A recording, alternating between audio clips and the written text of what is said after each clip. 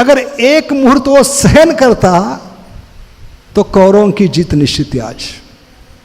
तो भगवान ने सिर्फ थ्योरी नहीं बताई गीता में 2.14, महाभारत के 12वें दिन क्या किया है, भगवान ने इसका लाइव डेमोन्स्ट्रेशन दिया है। कैसे अगर आप सुख सहन नहीं कर गए तो क्या होगा, आपकी कुत्ते की मौत हो सकती है। जैसे एक व्यक्ति है भिखारी, जिसने जीवन में 500 रुपए की नोट नहीं देखी, उसको 10 करोड़ की लॉटरी लग गई, क्या होगा उसका, हार्ट अटैक, क्योंकि वो बर्दाश्त नहीं कर पाएगा सुख को। तो इसको कहते हैं एक बेचारा सुख का मारा।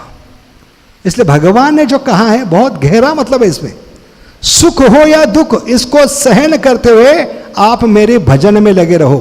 हरे कृष्ण कृष्ण कृष्ण हरे हरे, हरे राम राम राम हरे। पानी टपक रहा है थोड़ा, समझ गए।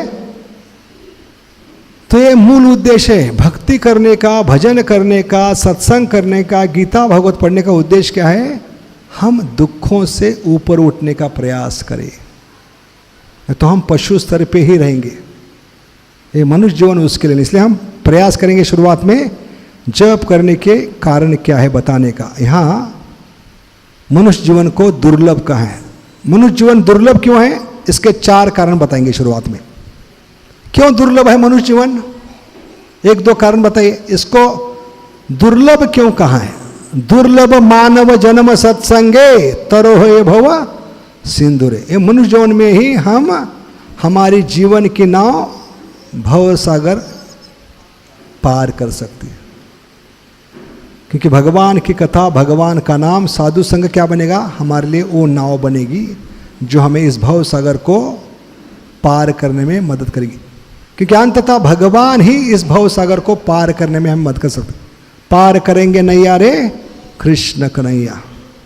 तो पहला कारण क्या है, इस मनुष्य जीवन को दुर्लभ का है क्योंकि 84 लाख योनि घूमने के बाद मिलता है। और 84 लाख योनि का मतलब है एक योनि में एक बार नहीं, सिर्फ एक बार जाकर बाहर आ गया ऐसा नहीं। उस योनि में जितनी भी विविधता है, वैरायटी है, उसके अंदर से भगवान आपको पूरी तरह से घुमाएंगे। जैसे कुत्ते की योनि है, अभी कितने प्रकार के कुत्ते होते हैं बताइए। घर का कुत्ता, गली का कुत्ता, लावारिस कुत्ता, पालतू कुत्ता, जर्मन कुत्ता, इंडियन कुत्ता, अमेरिकन कुत्ता, डॉबरमैन, कितने होते हैं।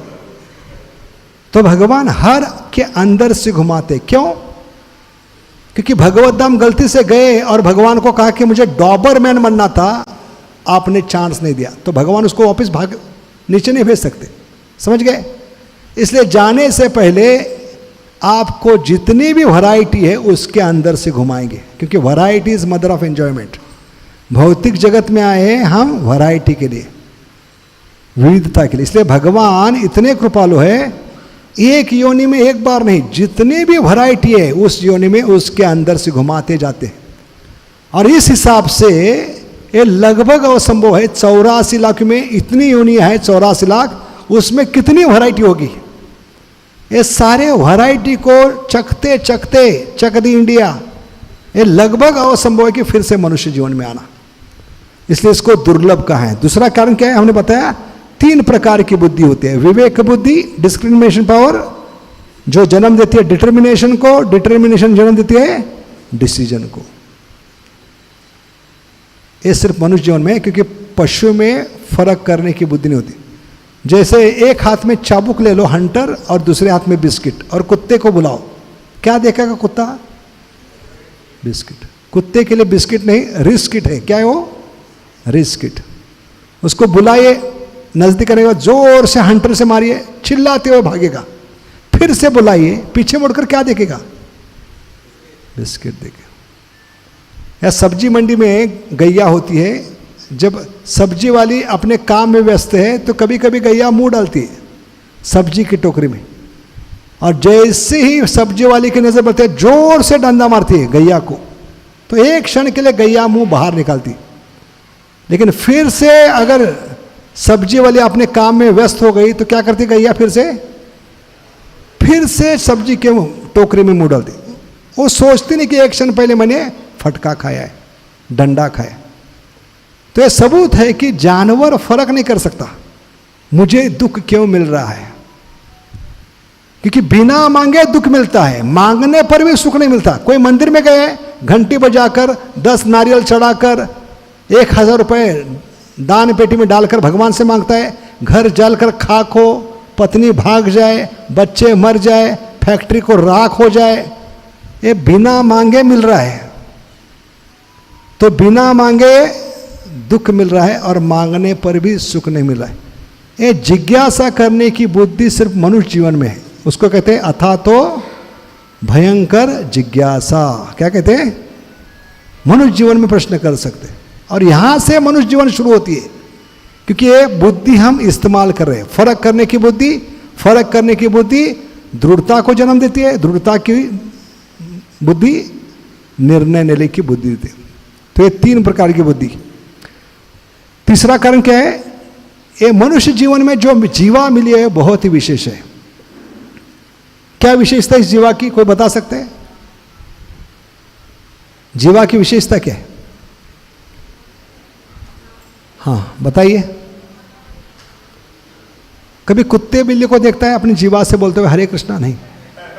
मनुष्य जीवन की जीवा है, उसकी रचना इस प्रकार भगवान ने की है कि आप आराम से 16 शब्द बोल सकते हो। हरे कृष्ण कृष्ण कृष्ण हरे हरे, हरे राम राम राम हरे।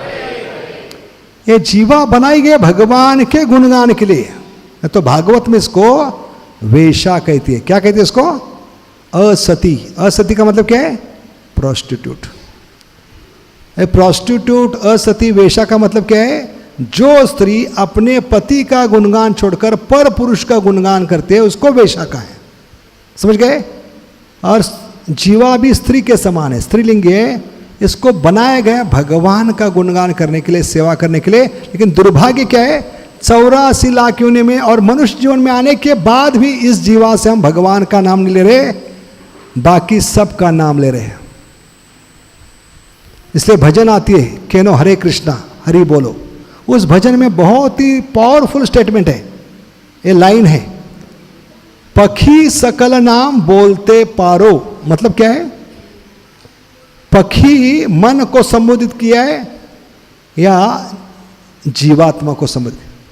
क्या करे?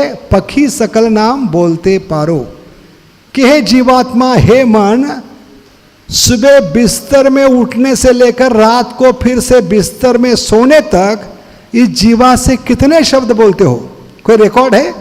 लिख कर रखा है? दिन में कितने शब्द बोलते हैं, कितने लाइंस बोलते हैं, कितने सेंटेंस बोलते हैं? इतने सारे शब्द बोल सकते हो तुम। पखी सकल नाम बोलते पारो, केन हरे कृष्ण नाम बोलो ना। मतलब क्या है? अगर जीवा में हड्डी होती तो रोज टूट जाती, रोज बदलना पड़ता। इतने पक पक पक पक करते होते हम। लेकिन जब 3 शब्द बोलने की बारी आती है, आपकी जीवा क्यों नहीं उठती? प्रश्न क्या है? केनो हरे कृष्णा, हरि बोलो ना। क्योंकि हरे कृष्णा में 16 शब्द है, लेकिन मूल शब्द कितने हैं? कृष्ण, हरे और राम। इन 3 शब्दों का पुनरुच्चारण बार बार किया है। और पुनरुच्चारण को क्या कहते हैं?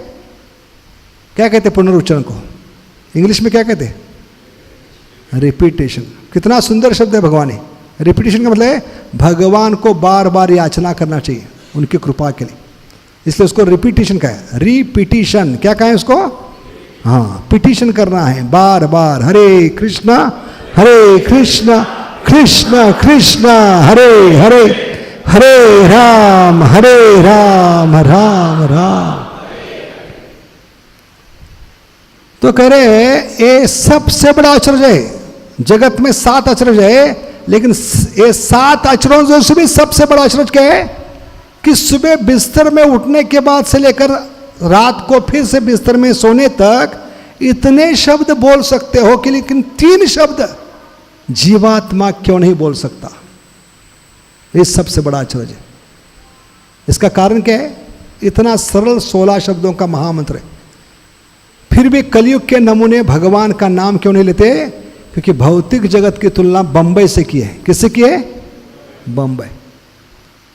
और आध्यात्मिक जगत की तुलना देहात से की है, जहां हम बहुत खुश थे पिता के साथ गांव में, लेकिन पिता के साथ झगड़ा कर कर हम आए हैं। इच्छा द्वेष समुत्वेन द्वंद्व मोहेन भारत।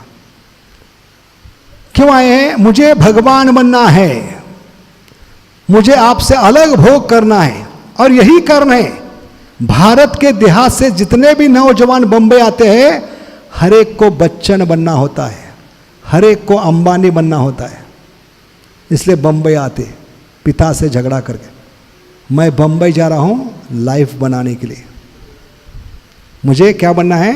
अंबानी बनना है, बच्चन बनना है। ऐसे पिता से झगड़ा करके हम आध्यात्मिक जगत से है, मुझे खुद भगवान बनना है। समझ गए? तो देहात से जब आदमी आता है तो पिता से झगड़ा करके घर में थूक कर, गांव वालों के मुंह पे थूक कर आता है, वापिस कभी नहीं आऊंगा, हमेशा के लिए जा रहा हूं। आपको मिलना है तो अपॉइंटमेंट लेकर आना पड़ेगा, क्योंकि बड़ा आदमी बन रहा हूं मैं, अंबानी, बच्चन। इतना इज्जत निकाल कर आते, घर वालों की, गांव वालों की थूक कर आते घर में। लेकिन जब बंबई आते हैं तो पता चलता है ऑलरेडी बच्चन पैदा हो चुका है, दूसरा बच्चन हो नहीं सकता। अंबानी ऑलरेडी पैदा हो चुका है। अभी प्रॉब्लम क्या है? जिस गांव में घर में थूक कर आए घर वालों पे, गांव वालों पे, अभी घर वापस भी नहीं जा सकते। इसलिए आज तक का रिकॉर्ड है बंबई का, जो भी बंबई में आया वापस नहीं गया। यद गत्वा ना निवर्तन्ते तद धाम परमम मम। समझ गए? ये रिकॉर्ड है।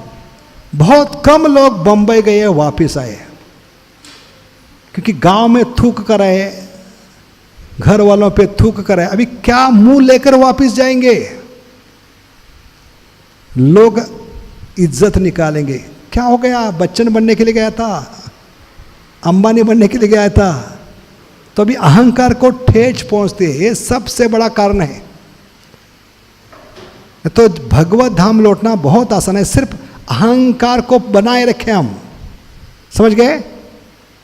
इस अहंकार को बनाए रखें, क्योंकि हम सोचते हैं कि जिस भगवान से झगड़ा करके आए, थूक कर आए, उसके पास वापस कैसे जाए, और इसलिए हम वापस जाने के लिए तैयार नहीं होते। तो ये बहुत बड़ा कौन है? क्या है? वॉर है। भगवान की कृपा क्या है? Causeless mercy. लेकिन हमारा प्रॉब्लम क्या है? अनकॉजलेस विनिंगलेस। That is our problem. कितना बड़ा वॉर है ये जीवन में। भगवान की अहेतु की कृपा है, लेकिन हमारी क्या है? Causeless unwillingness. क्या कहते कॉजलेस को हिंदी में? अकारण अनिच्छा। कोई कारण नहीं जिसका। अगर जीवात्मा चाहे तो दिल से पुकार सकता है पिता को, पिताजी मैं थक चुका हूं, ऊब चुका हूं, इस गटर में पड़ा हूं, झोपड़पट्टी में रह रहा हूं, जबकि गांव में 10 एकड़ जगह है, मैं आराम से घर आकर आपके साथ प्रेम से रह सकता हूं, लेकिन अहंकार को ठेस पहुंचती है। तो ये बड़ा संघर्ष है। पिता की कृपा क्या है? अहेतु की। लेकिन हमारा प्रॉब्लम क्या है? हमारी अकारण अनिच्छा। तो समझ गए? Krishna's mercy is causeless, causeless mercy against our causeless unwillingness. That is the problem.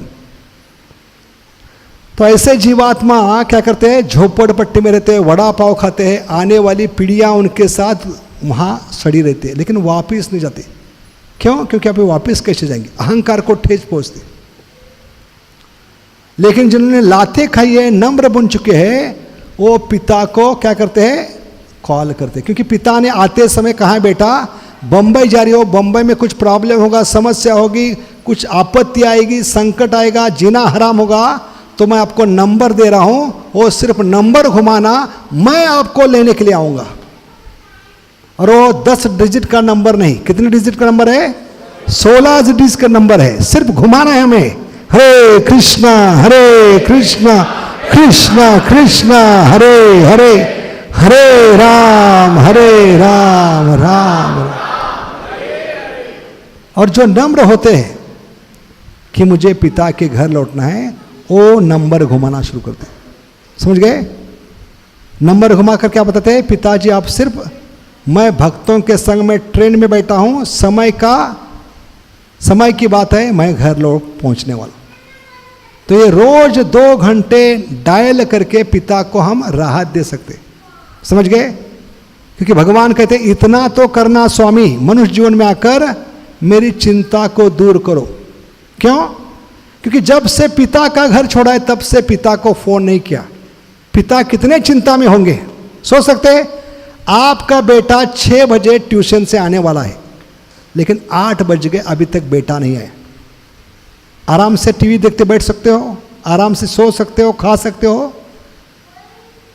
आप कितना एंजाइटी में रहोगे, टेंशन में रहोगे। जब तक बच्चा घर नहीं आता, माँ क्या करेगी, घर वालों को सबको बाहर भेज दी, क्योंकि उसका मोबाइल स्विच ऑफ आ रहा है, आउट ऑफ रेंज आ रहा है, फोन डेड है। जाओ, कहाँ गए बच्चा, देख के आओ, उसको ले के आओ। 8 के 10 बज गए, 10 के 12 बज गए, रात भर बच्चा नहीं है। कोई घर वाला सो सकता है? नहीं सो सकता। उससे ज्यादा परेशानी चिंता में भगवान होते। ऐसे वैकुंठ में चिंता नहीं होती, लेकिन भगवान रात को सो नहीं सकते, क्योंकि ये मेरा बेटा आज घर लौटने वाला था, लेकिन आज अभी तक क्यों नहीं लौटा। इस चिंता में भगवान सो नहीं पाते, समझ गए? वैकुंठ में चिंता नहीं, लेकिन हम लोग भगवान को चिंता ज्यादा दे रहे। हमें लौटना चाहिए घर को, कम से कम कॉल करना चाहिए, पिताजी भक्तों के संग में मैं ट्रेन में बैठा हूं, समय की बात है, मैं पहुंचने वाला हूं। और ये अपेक्षा भगवान करते हैं मनुष्य जीवन में आने के बाद, कम से कम कि रोज सुबह उठने के बाद 1 माला 2 माला करके आप क्या कर रहे हैं, पिताजी को राहत दे रहे हो, उनको चिंता से मुक्त कर रहे हो।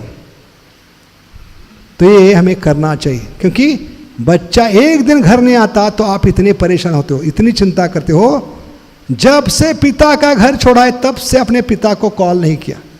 तो ये हमारी जिम्मेदारी बनती है कि अभी रोज सुबह सुबह उठकर पिता को हम 10 मिनट 15 मिनट देकर 1 माला 2 माला जितना हो सके, दीक्षित भक्तों को 16 माला करके पिताजी को राहत दे। हरे कृष्णा कृष्ण कृष्ण हरे हरे, हरे राम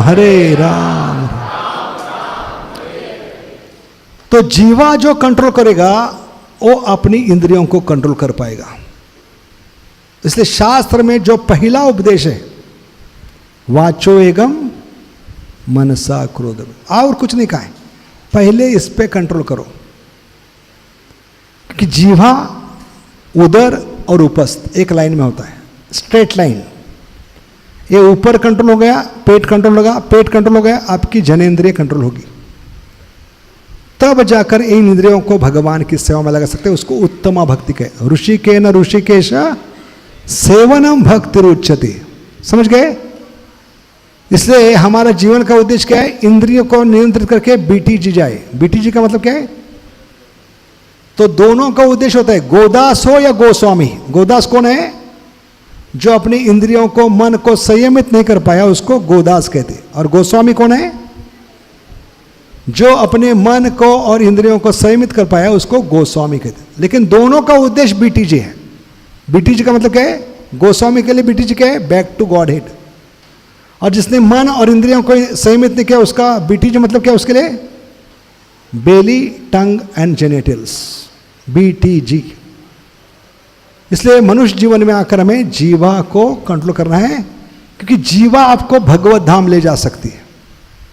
ये श्लोक है भक्ति रसामृत सिंधु में, स्वयं मुखे ही जीवादो स्वयं एव ही स्पर्ध। जब भगवान जीवा पे स्फुरित होंगे तो इससे क्या होगा? आपको भगवत धाम जाने का अवसर मिलेगा, क्योंकि आप में और भगवान में डिस्टेंस कितना होगा? This much. कितना है जीवा और कान में? ये जीवा से उच्चारण करके इस 16 शब्द को कान में पहुंचाओगे तो डिस्टेंस इतना ही होगा आप में और भगवान में। कितना है? 4 उंगली। अभी कितना है यहां से भगवत धाम? भगवान कितने दूर है? कोई गिन सका है? माइकल लाल साइंटिस्ट कितना मील है, कितना फरलांग है, कितना किलोमीटर है, नहीं। लेकिन प्रभुपद कहते इतना ही बन जाएगा अगर निरंतर भगवान का नाम उच्चारण करेंगे और कान से सुनेंगे। निरंतर से अंतर कम होता है। क्या कम होता है? कितना सुंदर शब्द है भगवान ने, निरंतर से क्या होगा? अंतर कम होगा। इसलिए इस्कॉन कहाँ है? इस्कॉन का मतलब क्या है? इस कान से सुनो। इस कान का मतलब क्या है? इस कान से सुनो, भगवान को अंदर ले। हम क्या करें? कई लोग या तो ना सुन रहे और सुनने के बाद भी क्या करें? एक कान से सुन रहे, एक कान से छोड़ दे रहे। क्योंकि भक्ति क्या है? इंटरनल है, अंदर जाना चाहिए। दवाई अंदर जाना चाहिए। एक कान से सुनकर एक कान से छोड़ना नहीं, तो क्या होगी? प्रभुपाद कहते इस कान का दूसरा मतलब क्या है?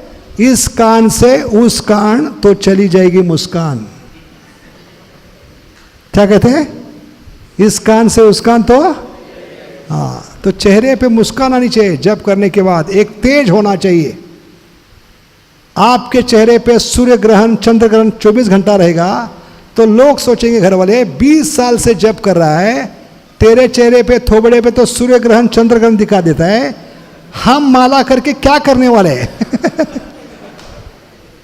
तो प्रभुपाद कहते हैं personal preaching is best preaching. आपके जीवन से दिखा दो।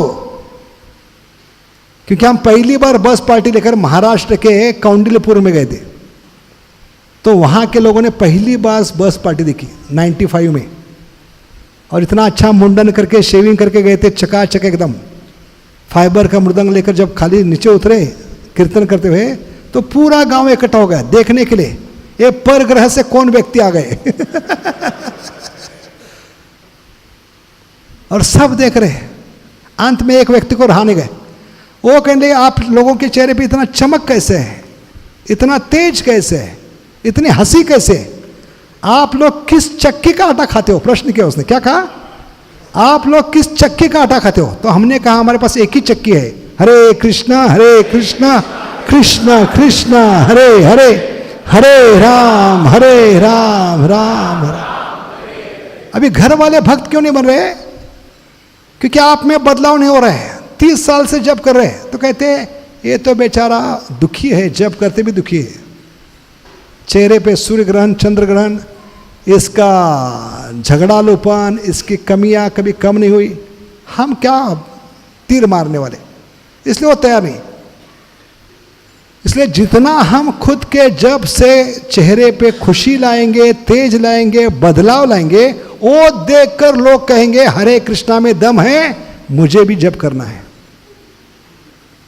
ये तो जुआरी था, शराबी था, हाँ, लेकिन जब से हरे कृष्णा कर रहा है पूरा बदल गया। समझ गए? ये जब व्यक्तिगत प्रचार होगा तब घर वाले माला पकड़ेंगे। Personal preaching is best preaching. Walk your talk, Prabhupada कहते। तो जीवा क्या ताकत है?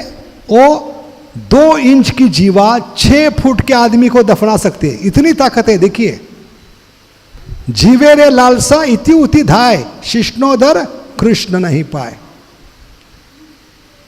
क्योंकि हम मूर्ख लोग क्या करें? कलयुग के मरा हुआ जानवर उसको पकाकर अपने पेट में डाल रहे और पेट को कब्रिस्तान बना रहे। कब्रिस्तान किसको कहते हैं? जानवर मरने के बाद उसको जमीन में दफनाते, उसको कब्रिस्तान कहते। और कलयुग के मूर्ख लोग क्या करें? ये मरा हुआ जानवर 600 रुपये किलो, 800 रुपये किलो खरीद कर, 1000 रुपये का गैस जलाकर, उसको पकाकर पेट में डालकर अपने पेट का कब्रिस्तान बना रहे और सारे बीमारियों को खरीद रहे। ये मूर्खता है, क्योंकि ये जीवा के कारण। और कलयुग के धर्म भी जीवा पे निर्भर है। सुअर खाना है तो क्या बनेंगे? क्रिश्चियन बनेंगे। गाय का मांस खाना है तो मुस्लिम बनेंगे। बकरी खाना है तो हिंदू बनेंगे। ये जीवा के ऊपर निर्भर है आजकल का। तो इतनी ताकत है जीवा में। जीवा आपको नरक भी ले जा सकती है, भगवत धाम। जैसे हवाई पानी का जहाज होता है, कितना भी बड़ा हो, उस पानी के जहाज को दिशा दिखाने वाला छोटा सा लोहे का टुकड़ा होता है, उसको रडार कहते हैं। वो रडार तय करता है कितनी भी बड़ी नाव हो किस दिशा में जाएगी। ऐसे जीवा रडार के समान है, एक तय करेगी आप भगवत धाम जाओगे या नरक जाओगे। इसलिए जीवा को कंट्रोल करना बहुत कठिन है। प्रयास कर सकते हैं प्रैक्टिकली, हाथ में पकड़ने का प्रयास करो, जीवा को पकड़ सकते हैं, फिसल जाती है। इसलिए जीवा को टंग कहा है, क्यों? क्योंकि बहुत तंग करती है, इसलिए क्या कहते हैं? टंग कहते हैं उसको। क्यों? ज़्यादा तंग करती है, इसलिए उसको टंग कहते हैं। लेकिन ऐसी जीवा कंट्रोल में आ सकते हैं जब ये जीवा के दो कार्य करेंगे भगवान के संबंध में। खाना है तो भगवान को भोग लगाकर, कहाँ बताए गीता में भोग लगाना चाहिए? 3.13 क्या श्लोक है? यद निशिष्टाशिनो मुच्यन्ते सर्व किलभिषे। 3.13 क्या कहे? मनुष्य जीवन में आकर भी आप भोग नहीं लगा रहे हो तो वो अनाज नहीं पका रहे हो, क्या पका रहे हो? और 99.99.99 कितने? 3 बार बोला हमने, 99.99 लोग कलयुग में भोग नहीं लगा रहे, विशेष करके नौजवान पीढ़ियां, और खुद पाप खा रहे और बच्चों को पाप खिला रहे। इसलिए आजकल के बच्चों को बोलना पड़ रहा है पापा। क्या बोलना पड़ रहा है? हाँ, अब ये शब्द कहाँ से आया? पहले तो नहीं था। जब से भोग लगना बंद हो गया तब से ये शब्द आ रहा है पापा। इसका मतलब क्या है? बच्चे कह रहे तेरे पाप के कारण पैदा हुआ और तुझे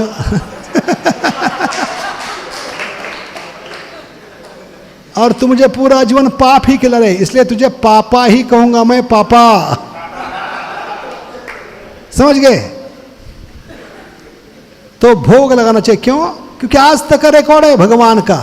क्या रिकॉर्ड है? जिसने भी भोग लगाया भूखा नहीं मरा है। वो लोग भूखे मरे जो भोग नहीं लगा रहे। जो भोग लगाया कभी भूखा नहीं मरेगा, वो याद रखिए। इसलिए भूखा नहीं मरना है तो कम से कम भोग लगाइए। समझ गए? और भोग लगाकर खाते उसको प्रसाद कहते हैं। प्रसाद का मतलब क्या है? बहुत जल्दी भगवान के दर्शन होने वाले। प्र का मतलब है प्रभु, स का मतलब है साक्षात, द का मतलब है दर्शन। प्रभु के साक्षात दर्शन होने वाले। समझ गए? इसलिए जीवा बहुत महत्वपूर्ण है। जीवा हम भगवान की सेवा में लगाना चाहिए। भोग लगाकर प्रसाद के रूप में प्रसाद खाएंगे तो क्या होगा? अंदर जाने वाली चीज इतनी शुद्ध है, भगवान को भोग लगाई, इसलिए बाहर निकलने वाली चीज भी शुद्ध निकलेगी। हरे कृष्णा कृष्ण कृष्ण हरे हरे, हरे राम राम राम हरे। तो जीवा का दूसरा कार्य क्या है? खाना और बोलना। बोलना है तो भगवान के बारे में, नहीं तो हम मेंढक के समान है। बरसात के समान रात को खुद नहीं सोता और दूसरे को सोने देता। वो एक ही क्या है? मेंढक होता है। कितने जोर जोर से आवाज करते हैं, टर टर टर रात भर। अरे फालतू आवाज निकालकर किसको आमंत्रित कर रहे हैं? तो सांप को मैसेज क्या दे रहे हो? ये मेरा जीपीएस एड्रेस है, आकर मुझे पिकअप करो। क्या कर रहे हैं? ये मेरा लोकेशन है, जीपीएस एड्रेस है, आकर मुझे पिकअप करो। ऐसे हम मूर्ख लोग मनुष्य जीवन में आकर काल सर्प को जीपीएस भेज रहे, लोकेशन भेज रहे, अगर इस जीवा से भगवान का नाम नहीं ले रहे। इसलिए अंत में कहते हो भजन में, पखीरे तोरे मरण काले ते चर्बी व सिर दो लाते, 4 जने ते कांधे कोरे लोहे जाबे स्मशान घाटे थे, ओरे तोर अगुन जीवे ताई बोलो ना। क्या कहा है? जब मृत्यु का समय आएगा 4 लोग कांधा देकर आपको स्मशान में लेके जाएंगे, आपकी चिता बनेगी। चिता को जब आग लगाएंगे तो अग्नि पहले मुंह में प्रवेश करती है। किस में प्रवेश करती है? क्या कारण है? क्योंकि एक ही अंग है जिसमें हड्डी नहीं है। समझ गए? तो पहले मुंह में प्रवेश करती है और पहले चिता जब जलती है तो जो जोर से आवाज आती है चर्र करके, वो है चर्बी पिघलने का।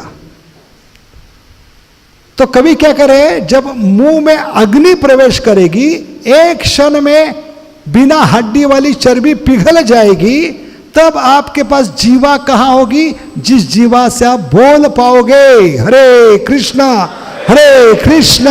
कृष्ण कृष्ण हरे हरे, हरे राम राम राम। इसलिए जब तक जीवा है तब तक बोलते रहो। इसलिए बिल्वा मंगल ठाकुर भी कहते, बहुत सुंदर, गोविंद दामोदर क्या कहते, जिह्वे सदैव भज सुंदरानी नामानि कृष्णानि मनोहरानी। बहुत सुंदर कहते, जिह्वे सदैव भज सुंदरानी। ये इतना सुंदर भगवान का नाम है, इसको 24 घंटा बोलते जाओगे तो क्या होगा, आपकी जीवा की परिपूर्णता होगी। ये जीवा आपको भगवत धाम ले जाएगी। जिह्वे सदैव भज सुंदरानी नामानि कृष्णानि मनोहरानी। तो ये तीसरा कारण है, मनुष्य जीवन दुर्लभ क्यों है। चौथा कारण क्या है, इस मनुष्य जीवन में ही गुरु का आश्रय ले सकते। इसलिए भागवतम 9वां स्कंद 18वां अध्याय श्लोक क्रमांक 43 बहुत सुंदर टीका प्रभुपाद ने की है। उस तात्पर्य में प्रभुपाद प्रेम वैवर्त पुराण से एक सुंदर श्लोक बताते हैं कि मनुष्य जीवन की दुर्लभता क्या है। जन्म जन्मांतर हमें क्या मिले हैं, सभी रिश्ते मिले।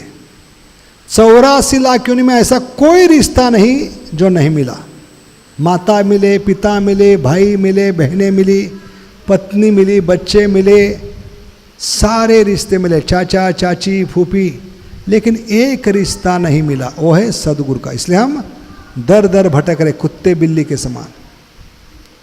लेकिन मनुष्य जीवन एक सुनहरा अवसर है, प्रभुपाद करे, जन्मे जन्मे सबे पिता माता पाए, कृष्ण गुरु यदि मिले भज हरिये। इसलिए कहते हैं ब्रह्मा, क्या कहते हैं, भाग्यवान कौन है, ब्रह्मांड भ्रमिते कौन भाग्यवान जीव। तो भाग्यवान शब्द कहां से आता है, कोई बता सकता है भाग्यवान शब्द। भाग्यवान शब्द आता है भगवान से। तो इंडिया में भाग्यवान गलत अर्थ निकालते हम। भाग्यवान किसको कहते हैं, उत्तर भारत में पत्नी को भाग्यवान कहते हैं। जैसे हमारे ज़माने में एक सीरियल था जो 5 साल चला, बुनियाद, प्रभु जी को याद होगा। वो बूढ़ा व्यक्ति बार बार अपनी पत्नी को कहता है, ओ भाग्यवान कहाँ हो, ओ भाग्यवान यहाँ हो। तो भाग्यवान पत्नी को भी कहते। क्यों कहते हैं पत्नी को भाग्यवान, बताइए जरा, पत्नी को भाग्यवान क्यों कहते हैं। 1-2 कारण।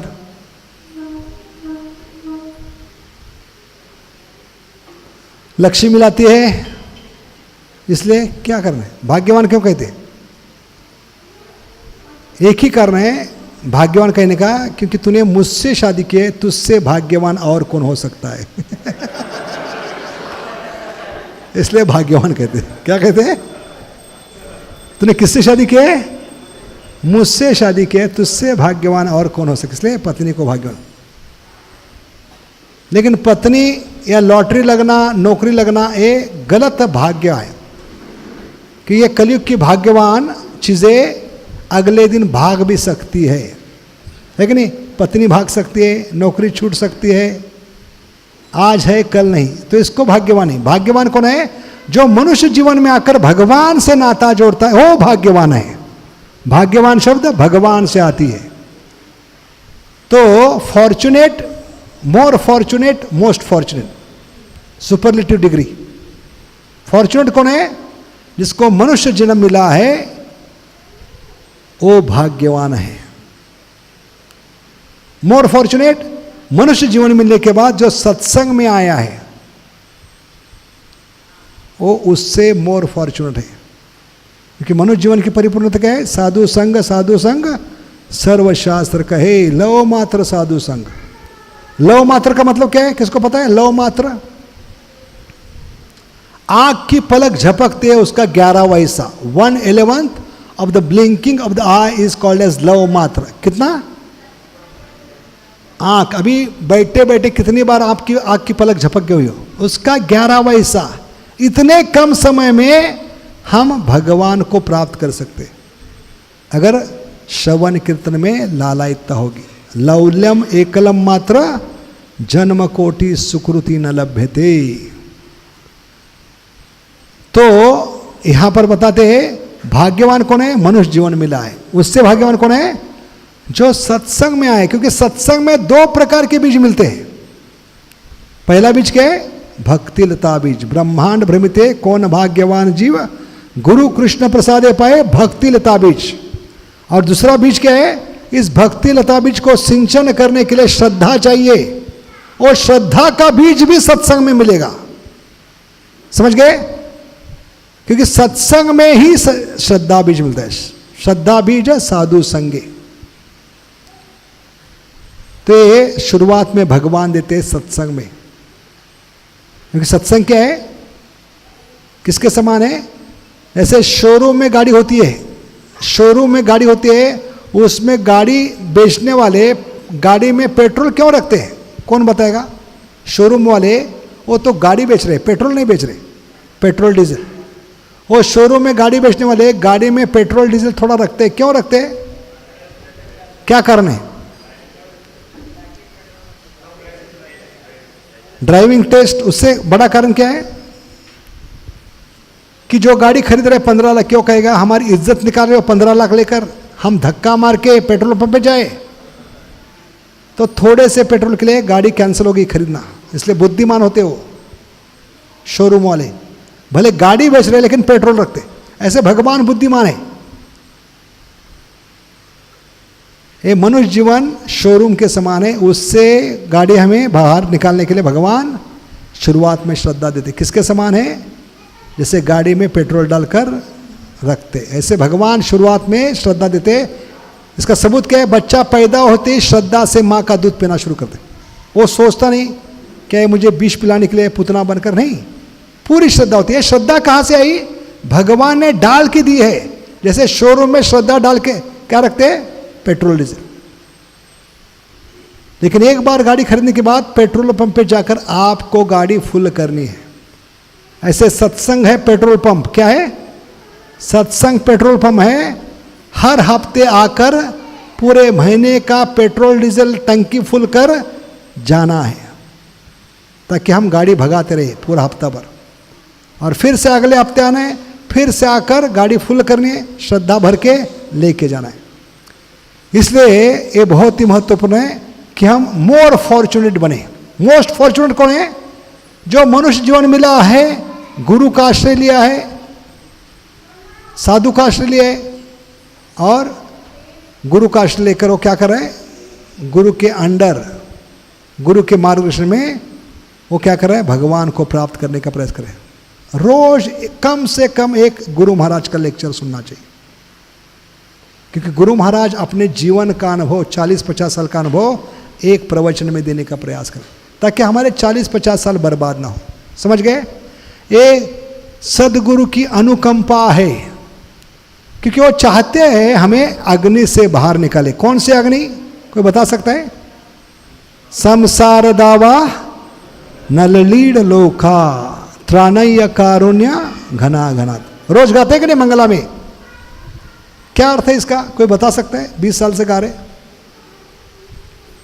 तो सबसे बड़ा आश्चर्य की बात क्या है? सुबह 4:30 बजे भगवान के सामने खड़े हैं, लेकिन गुणगान किसका कर रहे हैं? क्या पागल हो गए हम? क्यों कर रहे हैं? तो इसमें इसका महत्व छुपा है। भले हम भगवान के सामने खड़े हैं, लेकिन उस व्यक्ति का गुणगान कर रहे हैं जो हमें भगवान से जोड़ रहा है, हमारा भाग्य उजागर कर रहा है। वो है सदगुरु। संसार दावा न लिड।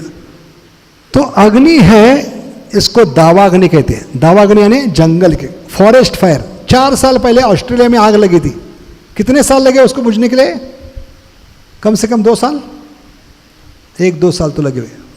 पूरी तीनों सेना, पूरे जगत की साइंस टेक्नोलॉजी उस आग को बुझा नहीं पाई। और जंगल क्या कैसे लगती है? मैच बॉक्स, लाइटर किससे लगती है?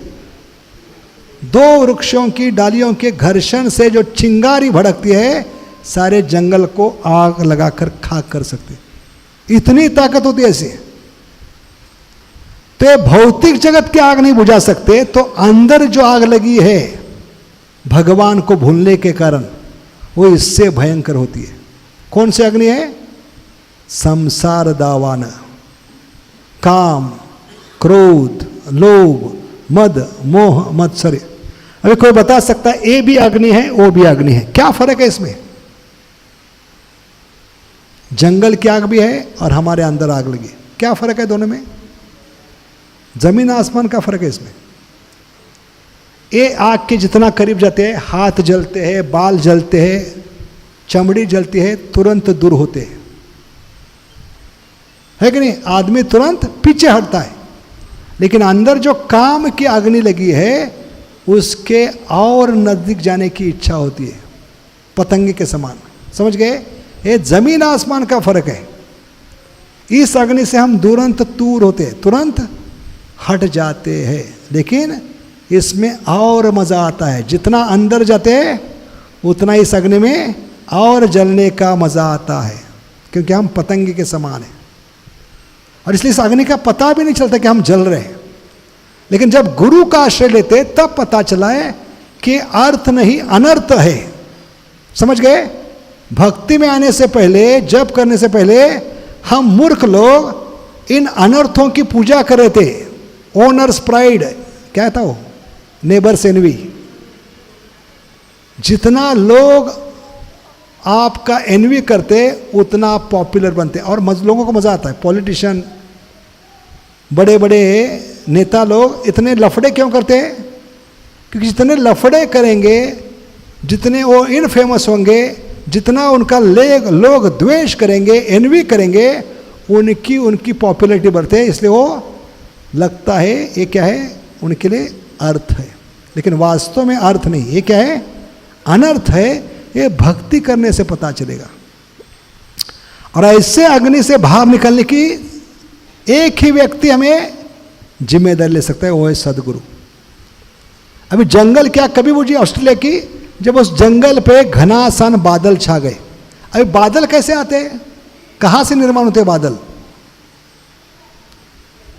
जब समंदर का पानी क्या होता है? एवेपोरेशन, बाष्पीकरण होता है। उस बाष्पीकरण से वो बादल बनते हैं। और बादलों की विशेषता क्या है? भगवान ने ऐसे बादल बनाए हैं जो हवा में सिंटेक्स टाकी के समान तैर सकते। अभी हमारे घर में ऊपर छत पे सिंटेक्स टाकी रखते हैं, तो उसको सपोर्ट देना पड़ता है, पिलर्स लगाने पड़ते हैं, सीमेंट का बेस बनाना पड़ता है, और गलती से वो टंकी पानी के साथ गिर गई तो 2 टुकड़े होते। लेकिन भगवान क्या है? भगवान महान है। इनकी महानता क्या है? भगवान ने सिंटेक्स टाकी, जिसको बादल कहते हैं, हवा में तैरा रहे विदाउट सपोर्ट, और लाखों करोड़ों गैलन पानी उसमें है, और वो भी हवा में तैरिए, और नो लीकेज। सबूत क्या है? हवाई जहाज भी उसके अंदर से जाता है, एक बूंद पानी गिरता नहीं नीचे। और इसका ट्रांसपोर्टेशन कैसे कहते? भगवान वायु देवता को फूंक मारने के लिए कहते। वायु देवता फूंक मारते, और जहां भगवान की इच्छा है वहां पानी गिरेगा। इसलिए भगवान वो अनोखे जादूगार है, कलाकार है, जिन्होंने ऐसा मशीन बनाए, समुंदर जिसका बाष्पीकरण सूर्य के माध्यम से होता है, बादल बनते, और बादल जब ऐसे जंगल की आग के ऊपर मंडराने लगते हैं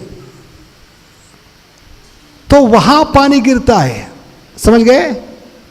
ऐसे एक सदगुरु भी हमारे जीवन में आते हैं बादल के रूप में। संसार दावा न ललीड लोका त्राणय कारुण्य घना घनात्व। मतलब क्या है? सदगुरु भी बादल है जो भगवान के कृपा से बनते हैं। इसलिए भगवान का नाम है सागर। क्या नाम है भगवान का नाम सागर से संबंधित? करुणा सिंधु। हे कृष्ण करुणा सिंधु, कृपा सिंधु। इस सिंधु के कारण, इस सागर के कारण हमारे जीवन में बादल के रूप में गुरु आते। और गुरु जब वर्षा करते हैं, पानी की वर्षा नहीं, बरसात की वर्षा नहीं, कौन सी वर्षा? हरिनाम की जब वर्षा करते हैं तब ये आग बुझ सकते हैं। संसार दावा नललीड लोका त्राणय कारुण्य घना घनात्वम प्राप्त से कल्याण गुणार्णवस्य वंदे गुरु श्री चरणारविंदम। तो अभी 8:45 हो रहे, यहाँ रुकेंगे हम, और इसका अगला भाग बहुत ही इंपॉर्टेंट है क्योंकि इंट्रोडक्शन है, लेकिन हमारा उद्देश्य क्या है, कैसे भक्ति हमें क्या करती है, दुखों से ऊपर उठा सकती है। हमें गलत धारणा से आए, क्या बताएगा हमें, दुख नष्ट होंगे, नहीं, दुख नष्ट नहीं होंगे, याद रखिए, क्योंकि भगवान ने कहीं प्रॉमिस नहीं किया कि दुख नष्ट होंगे। दुख होंगे, लेकिन कैसे दुखों से ऊपर उठे, क्योंकि मनुष्य जीवन दुखों से समझौता करने के लिए, दुखों से ऊपर उठने के लिए, तो भगवान ने नहीं कहा था 2.14 में मात्रा स्पर्शस्तु कौनते, शुरुआत में सहन करो और उसको ऊपर उठने का प्रयास करो, समझ गए। तो भक्ति होती है हमें दुखों से ऊपर उठाने के लिए। निस्त्रैगुण्य भव अर्जुना, जैसे बरसात हो रही है, बरसात से बचने के लिए क्या करोगे आप, एक बूंद भी आपके शरीर को स्पर्श नहीं करना चाहिए, तो क्या उपाय ढूंढोगे आप, एक बूंद भी आपके शरीर को स्पर्श नहीं करना है, और आपको बरसात में जाना भी है।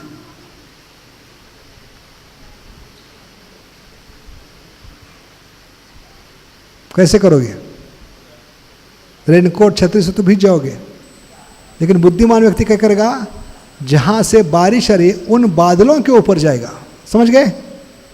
ऐसे हमें दुखों की बरसात से बचना है, तो जहां से दुख आ रहे उनके ऊपर उठना है। निस्त्रैगुण्य भव अर्जुना, अरे ऊपर के उठने की कला क्या है, इसका रहस्य क्या है, कल सुबह के प्रातःकालीय श्रीमद् भागवत में हम चर्चा करेंगे। दुख कहाँ से आता है, पहले ढूंढना है हमें, दुख का मूल कारण क्या है, समझ गए। अरे दुख का मूल कारण को पकड़ के हमें ऊपर उठना है। तो भागवतम किन भक्तों की सूची है, जिन भक्तों ने दुख के मूल कारण को पकड़कर ऊपर उठने का प्रयास किया, उनके नाम भागवत में। हम क्या करें, भक्त बनने के बाद भी मूल कारण तक नहीं पहुंच पा रहे, क्योंकि भक्ति का उद्देश्य क्या है, मूल में जाना। यथा तरोर मूल निषेचने न तृप्यंति स्कंद भुजोपशाखा। ईश्वर परम कृष्ण सच्चिदानंद विग्रह अनादिरादिर गोविंद सर्वकर। तो भक्ति सिखलाती है how to go in the deep. It is not external, it is internal. जितने गहराई में जाओगे और जितने जल्दी दुख का मूल कारण ढूंढोगे और उस मूल कारण को पकड़कर जितना आप तीव्रता से भक्ति करोगे, वो चीज़ आपको दुखों से ऊपर उठा पाएगी, समझ गए। और ये बहुत ही महत्वपूर्ण विषय है। ये जितना आप ध्यानपूर्वक सुनोगे, इसको जीवन में उतारोगे, तो क्या होगा, बहुत जल्दी जो हम सुख दुख की माला घुमा रहे हैं, अब ये सुख दुख की माला छोड़कर हम हरे कृष्ण माला ध्यानपूर्वक जपना शुरू करें। क्योंकि दुख में तो सब भगवान का नाम लेते हैं। दुख में सब सुमिरन करे, सुख में ना करे कोई। अगर सुख में भी सुमिरन करे तो दुख काहे होए। इसका मतलब क्या है, कल बताएंगे, ठीक है। कैसे दुखों से ऊपर उठना है। गीता, भागवत, चैतन्य चरितामृत जो प्रामाणिक ग्रंथ है, भगवान का भजन है, भक्ति है, सत्संग है, इसका मूल उद्देश्य है जड़ में पानी डाले, जड़ को पकड़कर ऊपर उठे, ठीक है। समझौता करते हुए पशु का जीवन मत बिताइए। ये पिक्चर के गाने होते हैं, समझौता गमों से कर लो। लेकिन भक्ति है समझौता करने के लिए नहीं, दुखों से ऊपर उठने के लिए। इसको कैसे समझे, ये कल सुबह 8 से 9 हम चर्चा करेंगे। इसी प्रकार बहुत सुंदर वीडियो होंगे और स्लाइड्स होंगे, इसके माध्यम से हम प्रयास करेंगे ताकि हमारी जो गलत धारणा है कि दुख नष्ट होंगे, क्योंकि आप भक्ति में ये सोच कराओगे दुख नष्ट करने के लिए मुझे जप करना है, तो हेतु लेकर आप जप करें। और हेतु लेकर जप करोगे तो आत्मा को संतुष्टि नहीं मिलेगी। क्लियरली बताए 1.2.6 भागवत में सबूत है कि जो भी दुख नष्ट करने के लिए आया उसके आत्मा को संतुष्टि नहीं मिलेगी। थोड़े समय के लिए इन दुखों से छुटकारा मिलेगा। और इसको रिलीफ शब्द दिया है भागवत में। क्या दिया है? रिलीफ। रिलीफ अलग है और कंप्लीट सेटिस्फैक्शन अलग है। रिलीफ का मतलब थोड़े समय के लिए आपको इससे छुटकारा मिलेगा, लेकिन फिर से ये दुख चिपक जाएंगे। समझ गए? इसलिए ये हेतु लेकर भक्ति मत कीजिए। क्या श्लोक है? सवय पुंसा परो धर्मो यतो भक्तिर अधोक्षजे अहेतु की अप्रतिहता यत।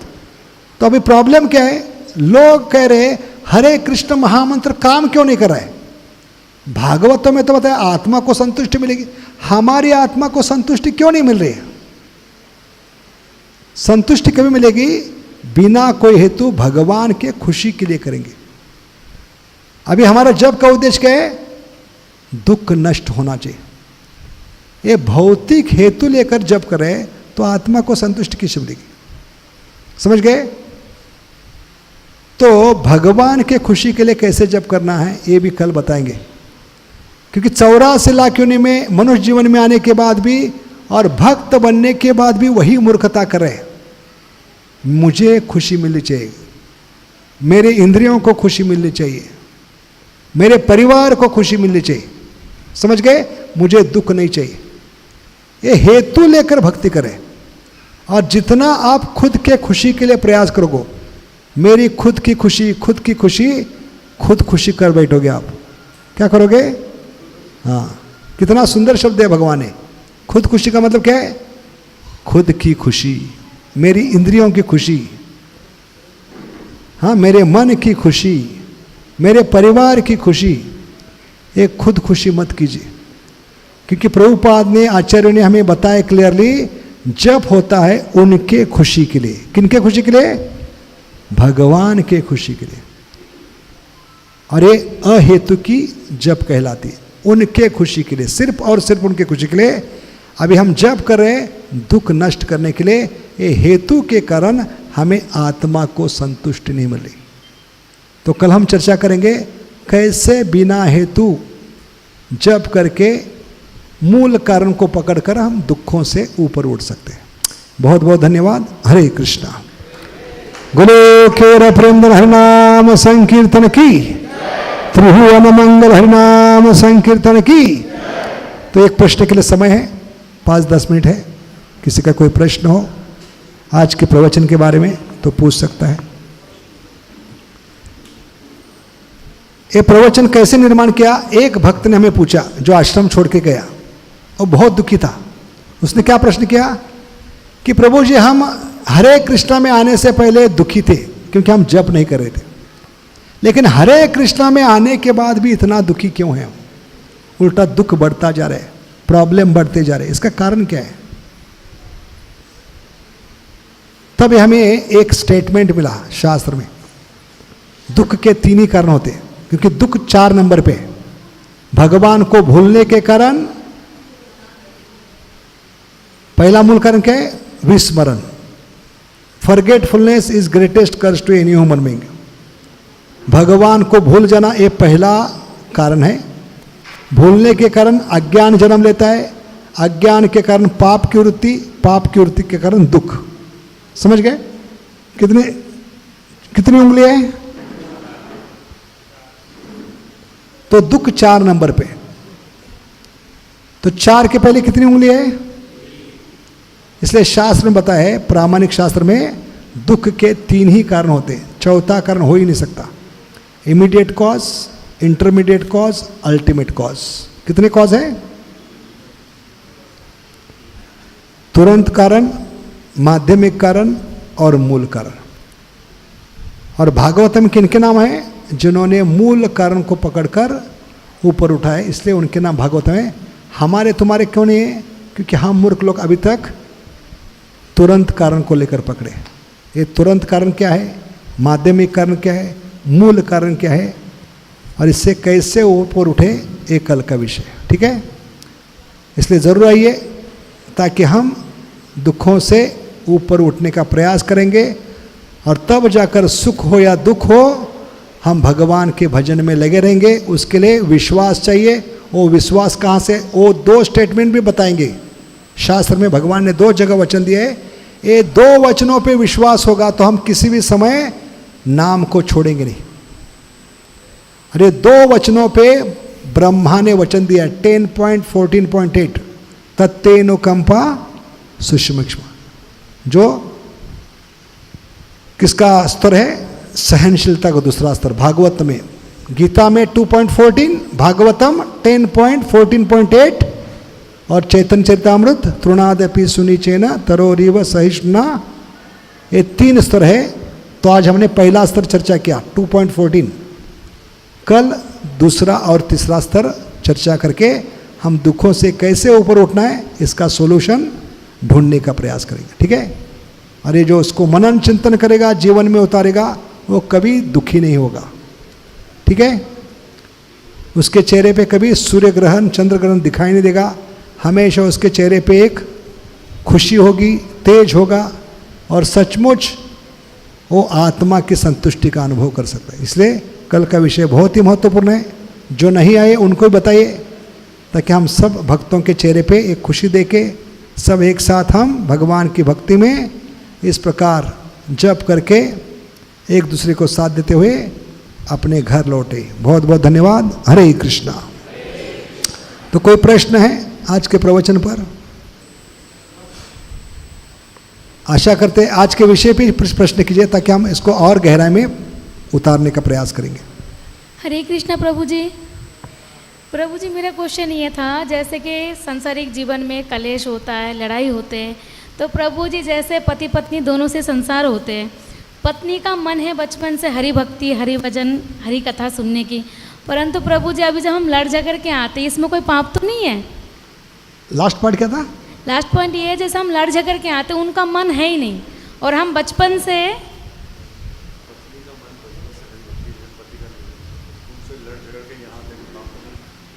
पाप तो नहीं है, क्योंकि भगवान के लिए झूठ नहीं बोल रहे। जैसे हम बचपन में, जवानी में घर वालों को बताते ट्यूशन जा रहा हूँ, लेकिन थिएटर में पिक्चर देखने के लिए जाते, वो पाप था। भगवान के लिए झूठ पढ़ना पाप नहीं। तो ये बहुत ही सुंदर अपने प्रश्न उठाया है। इसका जवाब खुद रूप गोस्वामी दे रहे। वो बता रहे हैं कि एक युवती होती है जिसकी अभी तक शादी नहीं हुई, कुंवारी लड़की, लेकिन शादी के पहले उसका प्रेम एक प्रियकर से है।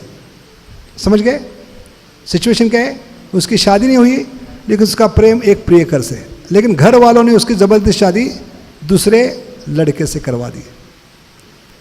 लेकिन पहले प्यार को भूल नहीं सकती लड़की। समझ गई? तो भी शादी हो चुकी है, नया परिवार है, सास है, ससुर है, पति है, बच्चे हैं, लेकिन घर का काम इतना ध्यानपूर्वक करती है कि इसको डाउट नहीं आने देती। लेकिन पूरा मन उसका कहाँ पर है? अपने पहले प्यार पे। वो उसको भुला नहीं पाती। ऐसे पहले प्रियकर हमारे भगवान कृष्ण है। समझ गए?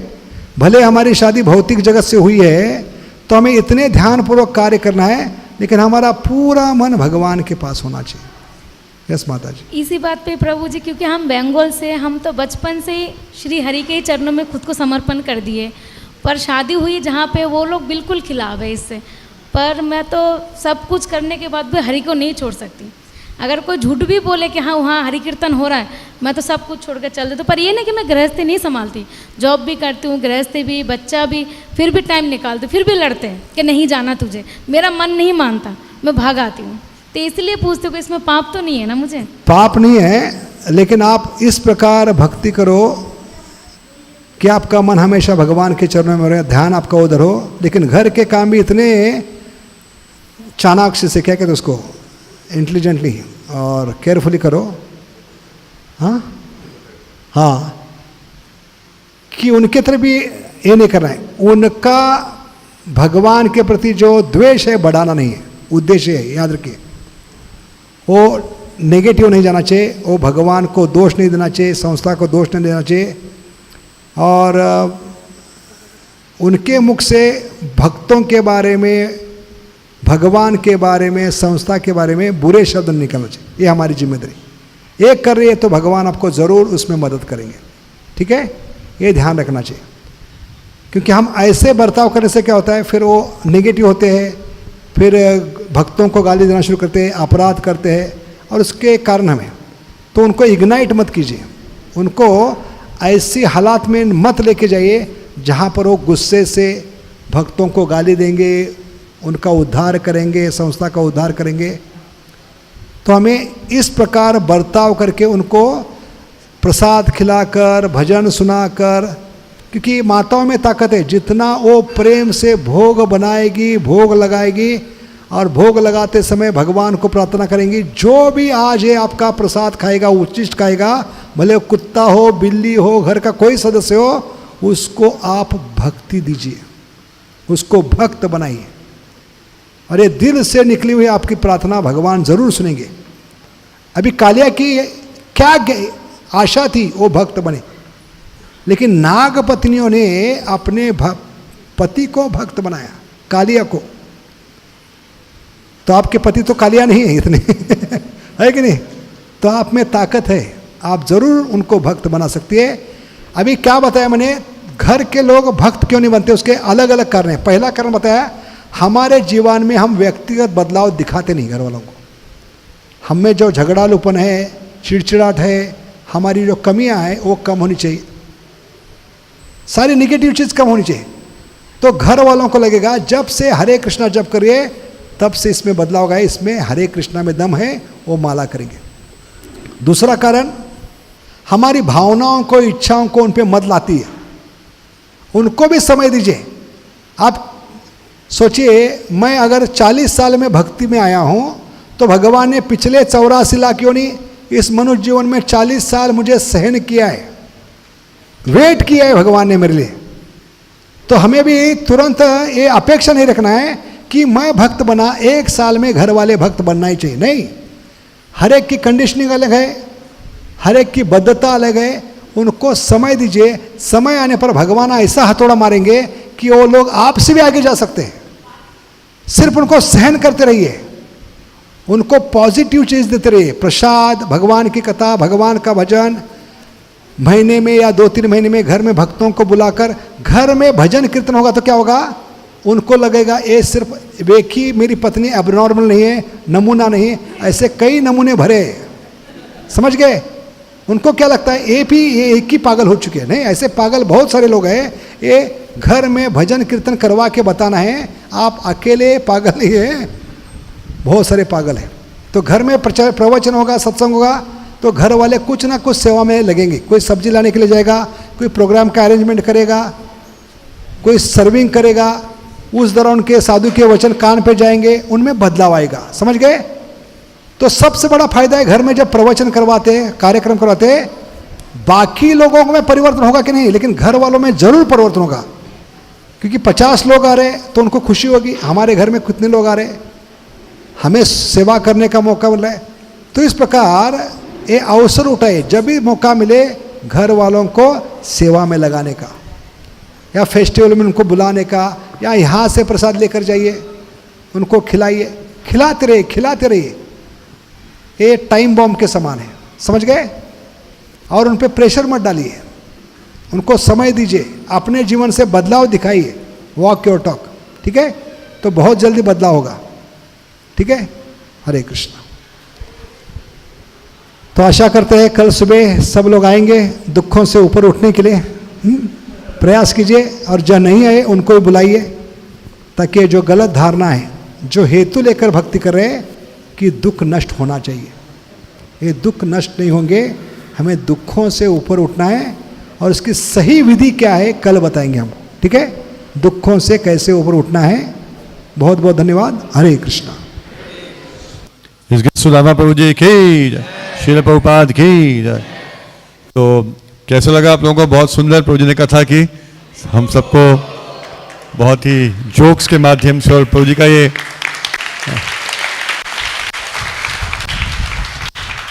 प्रभु जी का एक्सपर्टीज है कि शब्दों को बहुत अच्छे तरीके से प्रयोग करते हैं और बहुत सरलता से सिद्धांत को प्रस्तुत करते हैं। तो बहुत बहुत धन्यवाद प्रभु जी।